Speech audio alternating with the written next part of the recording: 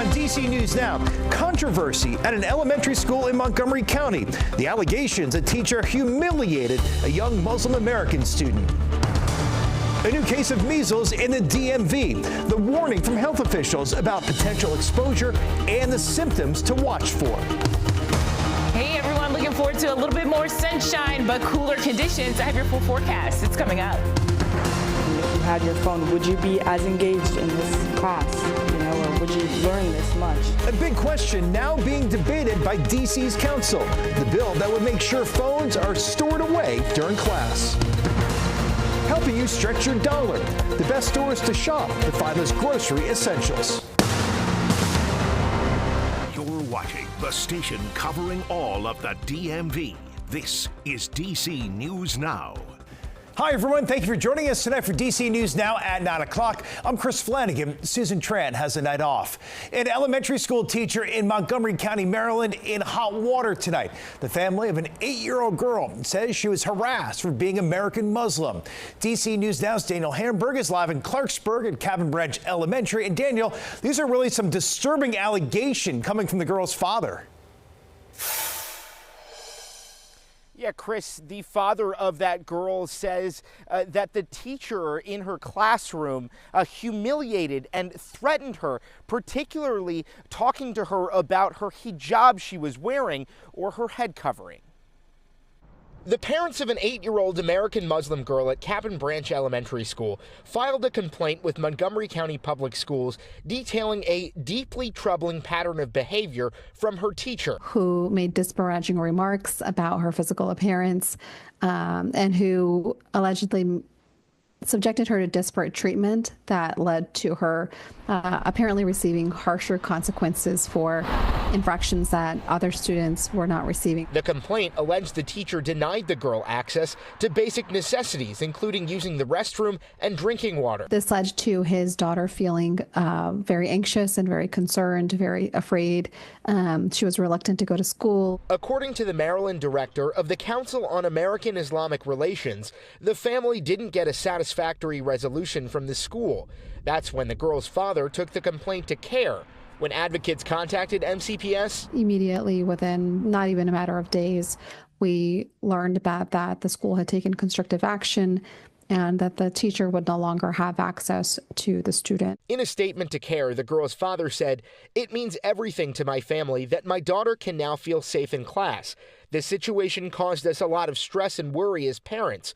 Going on to say, no one's kid should have to deal with this kind of situation from their teachers, no matter their religion.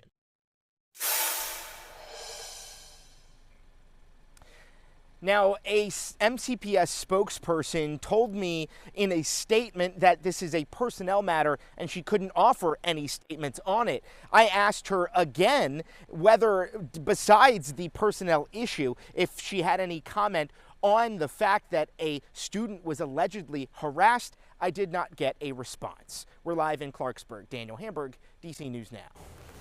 We have an update tonight on the death of a former Virginia U.S. attorney. Alexandria police saying they found no evidence of foul play in the death of Jessica Aber. They suggest she died of natural causes. This comes as we continue to wait on official results from the medical examiner's office. Saturday morning, Aber was found dead inside her Alexandria home. She was 43 years old. The DMV dealing with another measles exposure, this time right in our nation's capital. DC Health saying the infected person arrived at Union Station during the late evening hours on March 19th. They were on Amtrak's Northeast Regional 175 train southbound.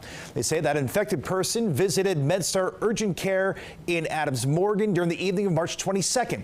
Now, this is the latest case of exposure around the DMV since March 5th. We caught up with Amani Jordan, who's a medical assistant. She shared her thoughts about the latest threat of measles. Scary because I feel like the measles is kind of not necessarily outdated, but it's an old virus. It's an old disease. So hearing that it's coming back, it's a little terrifying, you know? Well, DC Health recommends you call your healthcare provider if you think you're exposed to measles, or contact DC Health for more guidance. And the CDC has confirmed more than 370 cases of measles nationwide since January, including 2 recently in Prince George's County, another in Howard County. Now, in 95% of the confirmed cases, the patient is either not vaccinated against measles or their vaccination status is unknown. If you had 1 of 2 doses of the vaccine, now you should be immune. CDC says vaccination is the best protection against measles. While you're generally immune if you're up to date on your doses, measles is highly contagious and spreads through the air. Mayo Clinic says symptoms usually appear in about 2 stages. First, a fever, runny nose, watery eyes, and a cough. These normally appear 10 to 14 days after exposure. The second stage, that's when a rash appears. Mayo Clinic says measles can be spread for about 8 days, starting 4 days before the rash appears, and then ending when the rash has been present for 4 days.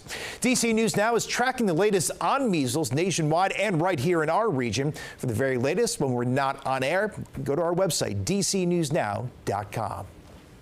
All right, let's get a first check on the forecast with Chief Meteorologist Janessa Webb for this Tuesday evening. And they started out pretty nicely, but didn't end great. No, we've had some rain showers that are lingering across the region, and really we're headed for a better day tomorrow. So we're just going to kind of get over this situation. This is live look out towards Hagerstown, parts of DC, super dry. It is really across southern Maryland at this point that you're seeing that moisture. It's very light in nature, and it's rolling across Charlottesville, parts of southern Maryland, southern Virginia, and areas of North Carolina as it pushes into Delaware. And so this is very light in nature. Most of DC, Prince George's County are nice and dry.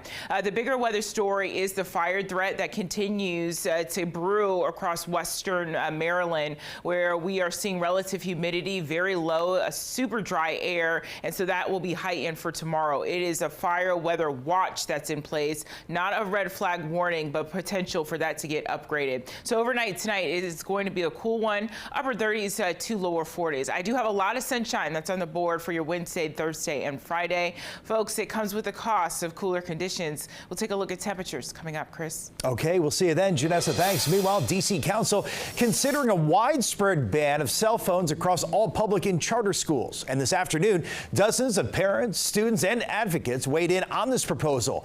D.C. News Now's Max Marcilla was in that hearing room. He joins us live tonight outside the Wilson Building in D.C. So, Max, what exactly is in this policy? Well, Chris, it's worth noting it is a ban, though it does provide for some flexibilities. Different schools can make different policies, but all have to essentially ban these devices, with a few exemptions for things like learning policies for individual students or in certain emergencies. But look, by and large, this is a policy to try and help students in the district learn more efficiently. Here at Hardy Middle School, a ban on cell phones is nothing new. We put our phones in these pouches here. As 8th grader Ella Kine shows us, these pouches store their phones all day, every day. If you had your phone, would you be as engaged in this class? And restricting cell phones during the school day allows students to prioritize their academic and personal growth. Hardy Principal Maureen Westover describing the benefits in front of a DC Council committee. The council is weighing a bill banning cell phones, gaming devices, and smartwatches during the school day in every DC public and charter school. Support was not unanimous, especially among students. Phones are required for communication with family, work accessibility, and even homework. Though most people who testified were in favor, including people from schools that already have cell phone policies in place, but some say each school is unique and a standardized policy isn't the solution. The policy requires schools to keep students' phones secure throughout the entirety of the school day, which presents considerable logistical and cost implications. But the cost is not only financial, it's operational. That cost for both potential storage devices and staff is unknown, but Councilmember Brooke Pinto, who introduced the bill, says the city should be providing for a cost-effective option. So we're not asking our schools that are already stretched so thin to take on additional burden. And something that was discussed inside the Wilson building during that hearing by both supporters and opponents of this measure was what would happen for students and how they would or wouldn't use their cell phones in case of a severe emergency. But a couple of the experts on this topic who testified in front of the council committee said they believed students should be listening to the adults' directions in those emergencies, not potentially distracted by a cell phone. Reporting live at the Wilson building, Max Marcilla, DC News Now. All right, certainly not the last we're going to hear about this. Max, thanks. Meanwhile, in Virginia, Governor Glenn Youngkin has vetoed more than 100 bills passed by the General Assembly earlier in the year, including one that would have raised Virginia's minimum wage to $15 per hour by 2027, because he says it would hurt businesses. He also vetoed a bill that would have allowed all employees to accrue paid sick time off in Virginia, saying the bill would increase the cost of doing business in the Commonwealth and adversely impact our business climate. The governor also vetoed dozens of gun-related bills, including ones that would have banned the sale of new assault weapons in Virginia.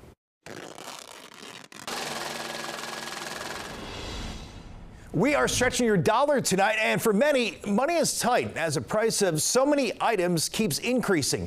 DC News Now's Haley Milan is our consumer reporter. She's helping you plan your spending, understand your prices, and also save some money. Yeah, tracking those prices, many shoppers anticipating prices going up in the face of potential tariffs. This week, some of your grocery items hitting all-time highs nationwide. As price spikes go, this is a painful one for the caffeinated. Coffee has never been more expensive than it is today. Francisco Martin-Rayo uses AI to predict food prices. He says low cocoa bean yields might cramp your coffee habit. We've started to see Nestle, for example, make smaller packaging for some of their coffee stuff. Pret a Manger is no longer offering that, free coffee once you drink a certain number of cups of coffee. You're going to start to see a lot more of that. That's not going to get better. But some welcome news. Egg prices are starting to come down, finally, which is wonderful. We track prices of 10 grocery staples across Walmart, Giant, and Safeway.